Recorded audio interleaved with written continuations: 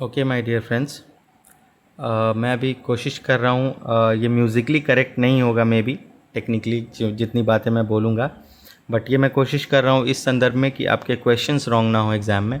कभी भी आए तो क्वेश्चंस में गलती ना हो, आंसर हमेशा सही बैठे मामला। तो उसके अकॉर्डिंग मैं कोशिश कर रहा हूँ। अगर आप लोगों को हेल्पफुल लगे तो आप कोशिश कीजिएगा इसके अकॉर्डिंग समझने की। ओके, सो हम लोग आज ग्राम का टॉपिक डिस्कस कर रहे थे, क्लास में मैम करवा रही थी। तो उसमें जो ये मैंने अपना तरीका सोचा है वो उसके अकॉर्डिंग ये है कि आप कुछ इस तरह से समझो कि जैसे कोई भी ग्राम है ना, तो दो ग्राम हम लोगों को पढ़ने हैं, षडज ग्राम या मध्यम ग्राम। मेनली हम लोगों को जो पढ़ना है एग्ज़ाम पॉइंट ऑफ व्यू से जो रेलिवेंट है वो यही दोनों ग्राम है, ठीक है। तो इसमें मैंने जैसे बताया, अब इतना तो हम लोगों को पता ही है कि 22 स्वर हैं, सॉरी 22 श्रुतियाँ हैं, तो उसमें हम लोगों के 7 स्वर हैं। तो उन्हीं 22 श्रुतियाँ आपस में कैसे रह रही हैं, उनमें 7 स्वरों को कैसे व्यवस्थित किया गया है, इसी अरेंजमेंट को हम लोग ग्राम कहते हैं, ठीक है। तो अब देखिए, जैसे षडज ग्राम है या मध्यम ग्राम है, दो ग्राम है। तो षडज ग्राम में अच्छा ये हम लोग जानते हैं, जो अभी हम लोग अक्सर चलन में जो यूज़ कर रहे हैं वो मेनली षडज ग्राम ही होता है, क्योंकि हम लोग जो श्रुतियों की संख्या याद करते हैं वो इसके अकॉर्डिंग होता है, क्योंकि उसमें 3 जो चतुश्रुतिक स्वर हैं हमारे, वो सा म और प यूज़ करते हैं, जो हम लोग अभी यूज़ कर रहे हैं, ठीक है। मध्यम ग्राम में मध्यम ग्राम में ऐसी बात नहीं है, वहाँ श्रुतियों में हेर फेर है थोड़ा, वो अलग हो जाता है, ठीक है। इसीलिए वो उनका ग्राम भी अलग कहते हैं, फिर मतलब रहने का तरीका अलग हो गया, इसलिए उनको अलग ग्राम कहते हैं। मेन रीज़न भी यही है कि श्रुतियों की संख्या 7 स्वरों में बदल जाती है। एग्जैक्टली जैसे षडज ग्राम में है वैसा नहीं है, वहाँ चतुश्रुतिक स्वर सा म प ना होके वहाँ पे सा म और ध हो जाता है, ये डिफरेंस है, ठीक है। तो इसमें एक्चुअली क्या होता है कि प की जो 4 श्रुतियाँ हैं और ध की जो 3 श्रुतियाँ हैं, ये आपस में इंटरचेंज हो जाती है।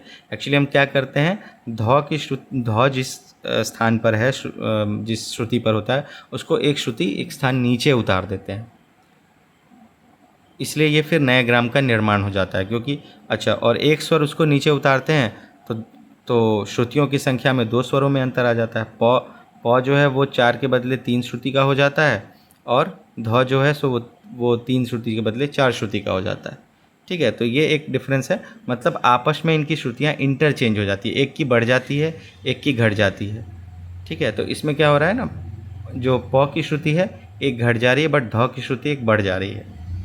कैसे, तो इनको समझने के लिए अभी मान लो हम लोग एक षडज ग्राम ले लेते हैं, उसके अकॉर्डिंग ही हमने उसके लिए श्रुतियों पर जो स्वरों की व्यवस्था है, दोनों प्राचीन और आधुनिक, वो हम देख लेते हैं। और इसका मैं एक मैथमेटिकल जुगाड़ भी अभी बताऊंगा, क्योंकि एग्ज़ाम में डायरेक्ट क्वेश्चंस आते हैं कि प्राचीन व्यवस्था के अकॉर्डिंग फलाने स्वर, मतलब इस स्वर की, इस पर्टिकुलर स्वर की श्रुति कितनी नंबर की है, किस श्रुति पे ये स्वर स्थित है। और आधुनिक व्यवस्था, तो प्राचीन तो जनरली आसान होता है थोड़ा याद करना या ध्यान में रखना, बट आधुनिक व्यवस्था में थोड़ा मुझे ऐसा लगा था अपने टाइम पे कि थोड़ा डिफ़िकल्ट है, इसलिए मैंने इसका थोड़ा एक जुगाड़ डेवलप किया, मैथमेटिकल जुगाड़ एक डेवलप किया है, वो मैं अभी डिस्कस करूँगा यहाँ पे, ठीक है। तो प्राचीन तो बहुत सिंपल है, तो मान लो हम लोग षडज ग्राम जनरली ये यूज़ करते हैं, ठीक है। तो अब हम लोग ये समझते हैं कि जैसे षडज ग्राम है, तो कोई भी ग्राम है, मतलब ये 22 श्रुतियाँ हैं, उसमें हमारे 7 स्वरों को वो अरेंज करना है कि कौन कहाँ पे एलोकेटेड है, कौन से स्थान पे कौन सा स्वर है, किस वाले श्रुति पे। तो जैसे षडज ग्राम है, तो अब ग्राम से मतलब क्या होता है कि गांव है। तो ऐसा मानना है कि मान लो कि एक गांव है, उसमें 22 घर हैं, ठीक है।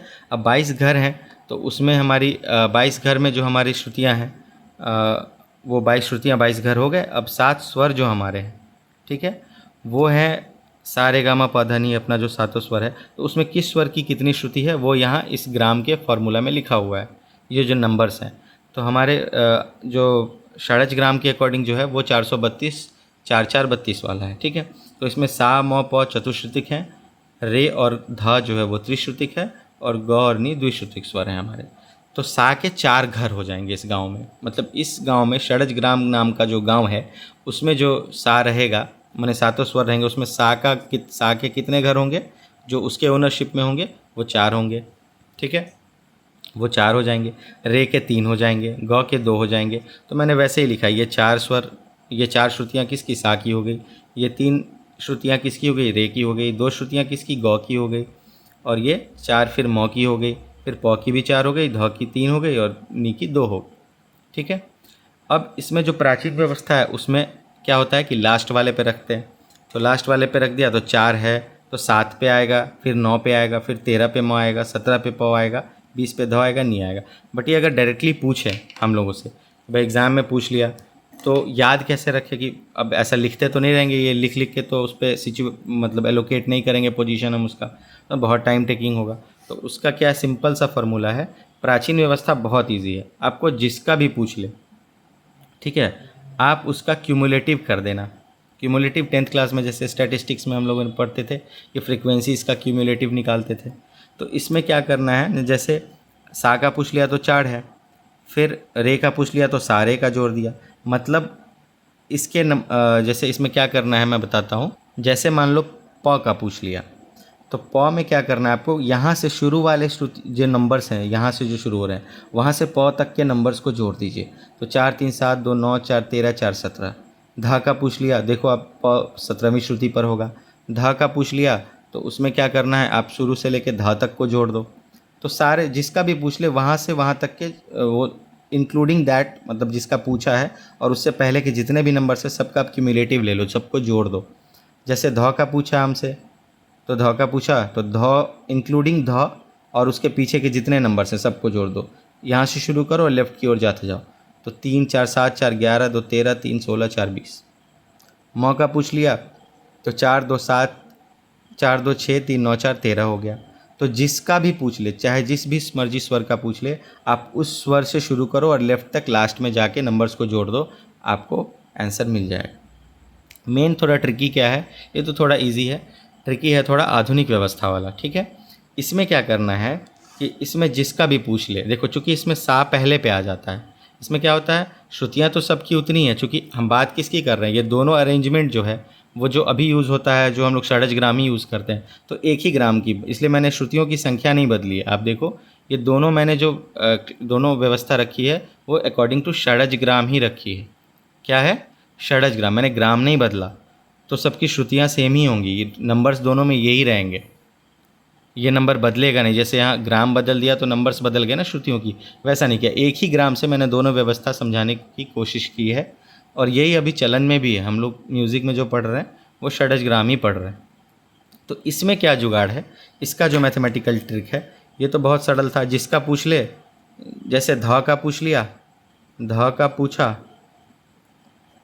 प्राचीन व्यवस्था में, तो बस ध से शुरू करके सारे नंबर्स को जोड़ देने हैं, ऐड कर दो। तो कितने हो जाएंगे, 3 + 4 + 4 + 2 + 3 + 4। तो ये तो इजी है, इसमें 20 आ जाएगा। मेन जो इसका जुगाड़ है आधुनिक व्यवस्था का, तो आधुनिक का जुगाड़ देखो आप कैसे करते हैं इसको। आधुनिक में क्या करना है, जैसे यहाँ ध का पूछा, यहाँ ध का पूछा, तो हम क्या करेंगे, तो आधुनिक वाले में क्या करना है कि आपको जिसका पूछा जाए ना, जैसे ध का पूछा गया तो आप क्या करोगे, ध को छोड़ दोगे, वहाँ पे ध को भी इंक्लूड करते थे, यहाँ क्या करना है, ध को छोड़ देना है। इसमें क्या करना है, आप यहाँ लिख देता हूँ मैं, जैसे यहाँ देखो आप, ये हो गया प्राचीन, और यहाँ पे आधुनिक वाले के लिए क्या करना है, ये देखो आप, यहाँ पे क्या करना है, जिसका भी पूछेगा, जैसे मान लो ध का पूछा था, ध का हमने निकाला था, तो ध को छोड़ देना, इस ध वाले नंबर को छोड़ के आप प से शुरू करो, प से लेके सा तक जाओ। ठीक है, प से लेके सा तक जाओ तो क्या आएगा, 4 + 4 + 2 + 3 + 4। और लास्ट में क्या करना है, इसमें एक मैजिक, चूँकि पहला श्रुति एक इंगेज कर रखा है सा ने, तो उसको आप जोड़ दो, सा वाला एक्स्ट्रा, और नंबर निकालो, 4 4 8 2 10 3 13 4 17 1 18। जैसे किसी और का पूछ लिया, प का पूछ लिया या म का पूछ लिया, म का निकालो, तो म में क्या करेंगे, माँ के लिए क्या करेंगे, म को छोड़ देंगे, और म को छोड़ के कहाँ से शुरू करेंगे, ग से शुरू करेंगे। ठीक है, तो म को छोड़ के ग से शुरू करेंगे, ये ध के लिए यहाँ से किया था,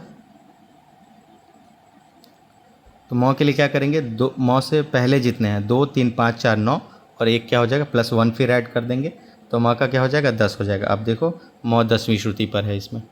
धा का निकाला था 18, तो धा देखो इसमें 18वीं श्रुति पर है। तो ये एक मैथमेटिकल जुगाड़ को या ट्रिक आप जो कह लो, ये एक मैंने जो अपने हिसाब से बनाया था ताकि इजीली क्वेश्चन, क्योंकि आप ये लिख नहीं सकते ना, इतना अरेंजमेंट कर नहीं सकते या फिर याद करने की ज़रूरत है नहीं, बस ये नंबर याद होगा तो दोनों,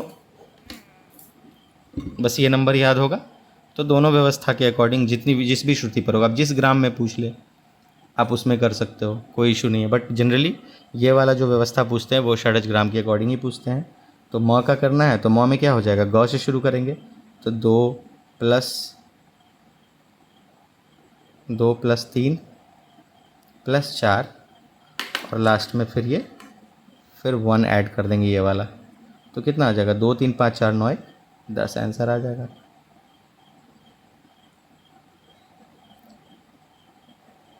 ठीक है, ये जुगाड़ है। अब क्या हो गया, अब मैं थोड़ा ग्राम पर, ये आधुनिक और प्राचीन व्यवस्था से खूब बहुत सारे क्वेश्चंस आते हैं, तो इसमें आधुनिक वाले थोड़ा में दिक्कत आती है। ये तो थोड़ा इजी है, बट मैं मेरे अकॉर्डिंग मुझे जो लगा ये इजी लगा, ये थोड़ा मुश्किल था, तो इसके लिए एक मैंने मैथमेटिकल फॉर्मुलेशन या जुगाड़ इसका ट्रिक सोचा, तो उसके अकॉर्डिंग मैं करता हूँ। और अब ग्राम वाले में आप समझ लो, ग्राम में समझ लो अब क्या है कि जैसे मैंने बताया ना कि 22 घर हैं तो 22 श्रुतियाँ हैं, उन पे 7 स्वरों को कैसे अरेंज करा है वही हमारा ग्राम है। तो इसमें आप ले लो कि सा को 4 घर दे रखे हैं, इसमें इसको भी 3 घर दे रखे, रे को मतलब सा म प को 4 घर दे रखे हैं, रे और ध हमारा त्रिश्रुतिक है तो 3 श्रुति के घर, 3 घर इसको दे रखे हैं, और गौ और नी को 2 घर दे रखे हैं। अब चूँकि ये षडज ग्राम है, तो षडज ग्राम है तो किस 4 घर हैं, षडज ग्राम है तो इस तरह से श्रुतियाँ हैं। अगर मध्यम ग्राम होगा तो श्रुतियों की संख्या बदल जाएगी। उसके बाद अगर आप इसकी बात करोगे, मध्यम ग्राम की बात करोगे, तो उसमें ये सिस्टम ना हो के कुछ और सिस्टम होगा, वो मैं नेक्स्ट पेज पर लिख रहा हूँ, आप देख लो एक बार।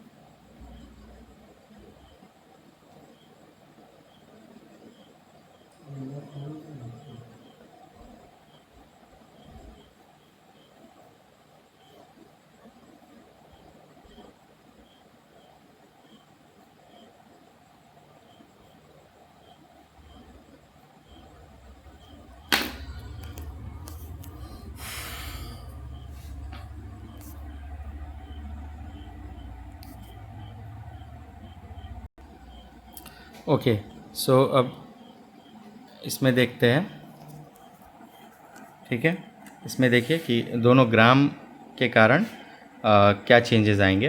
तो जैसे मैंने दोनों में स्वरों को श्रुति पर रखने की जो व्यवस्था रखी है वो प्राचीन ही रखी है। ठीक है,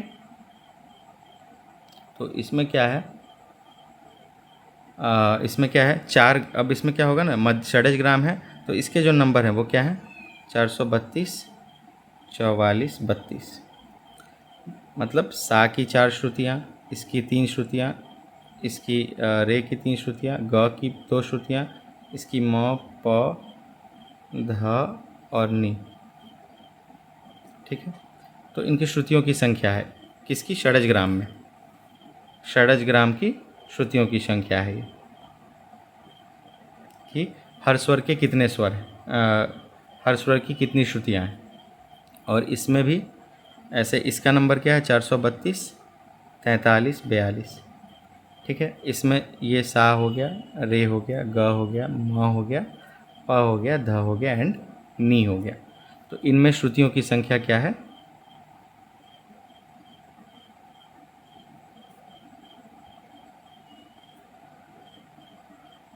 तो इसमें क्या होगा? अब आप देखो, इसमें चतुश्रुतिक स्वर जो है हमारे, सा कौन कौन है? सा है, म है और प है। तो सा की 4 श्रुतियाँ हो गई। फिर खैर फिर रे की कितनी श्रुतियाँ हैं? 3 श्रुतियाँ रे की हो गई, 2 ग की हो गई। फिर म की 4, प की 4, ध की 3 श्रुतियाँ और नी की 2 श्रुतियाँ। बट इसमें क्या होगा? अब यहाँ सा की तो 4 श्रुतियाँ हैं, ठीक है, रे की भी 3 श्रुतियाँ हैं, ग की 2 श्रुतियाँ हैं, म की 4 श्रुतियाँ हैं। बट अब क्या करेंगे? पा की जो श्रुति है, तो चूँकि प्राचीन व्यवस्था है तो सब स्वर कहाँ होंगे? अपने अपने अंतिम वाले श्रुतियों पर होंगे। सा यहाँ होगा, रे यहाँ होगा, ग यहाँ होगा, सा रे ग म प ध नी। अब इसमें क्या करते हैं, थोड़ा सा जो चेंज आता है जिसके कारण व्यवस्था बदल जाती है और दोनों अलग अलग ग्राम के नाम से जाने जाते हैं कि कैसे स्वर रखे गए हैं श्रुतियों पे, वो बस ये इतना सा है, मैंने पहले ही बताया कि इंटरचेंज हो जाता है किसका किसका आपस में, प और धा का। तो प को क्या करते हैं हम? एक श्रुति नीचे उतार देते हैं। तो बस यही डिफरेंस है कि प को एक श्रुति नीचे उतार, तो प को यहाँ कर देते हैं हम। प को कहाँ रख देते हैं? यहाँ रख देते 16वीं श्रुति पे। तो उससे क्या हो जाता है? अब चूँकि प्राचीन व्यवस्था है तो प, तो इसका मतलब क्या हो गया? प्राचीन व्यवस्था है तो अंतिम श्रुति पर रखा हमने, तो प को नीचे उतार के 16वीं पे, तो प की अंतिम श्रुति 16 हो गई। तो इनकी श्रुतियों की संख्या घट के कितनी रह जाती है? 3। और धा की बढ़ के क्या हो जाती है? 4। ध की श्रुति बढ़ जाती है और प की श्रुति 1 घट जाती है। तो आपस में इंटरचेंज हो जाता है। पहले प 4 था और ध 3 था, तो अब प 3 हो गया और ध 4 हो गया। इसी चेंज के कारण ये व्यवस्था बदल जाता है। मतलब इस ग्राम में प जो होगा सो 3 घर का ही ओनर होगा, मालिक होगा, और ध 4 घर का मालिक होगा। और चूंकि व्यवस्था प्राचीन है तो 4 घर का मालिक होते हुए भी अपने कौन से वाले घर पे रहेगा? अंतिम वाले घर में वो रहेगा। बस यही अंतर है। ये मैंने ग्राम के अकॉर्डिंग समझाया कि दोनों ग्राम में अंतर क्या है। क्योंकि ये व्यवस्था थोड़ी, इसलिए मैंने जो मेन इसमें मैंने व्यवस्था इसलिए आधुनिक और प्राचीन समझाया ताकि ये ग्राम भी थोड़ा क्लियर हो जाए। तो आई होप अब आपको क्लियर हो गया होगा। और ये जो मैंने बताया है ट्रिक, ये आई होप आपको हेल्प करेगा एग्ज़ाम में। डायरेक्टली बस इस नंबर से आप जोड़ के ये पूछ लो, या हो सकता है मे भी आप लोगों को ऐसे ही याद रहता हो, बट मैंने याद नहीं किया था, मुझे मुश्किल लगा थोड़ा, तो मैंने ये ट्रिक यूज़ किया है। ठीक है, मैं इसके अलग से पिक्चर भी मतलब फ़ोटो लेके इस नोट्स को शेयर कर देता हूँ। ये भी मैंने अभी बनाया है आपके अकॉर्डिंग, मैंने प्रॉपर बनाया नहीं हुआ था नोट्स, तो अभी इस तरह से कोशिश की है समझाने की।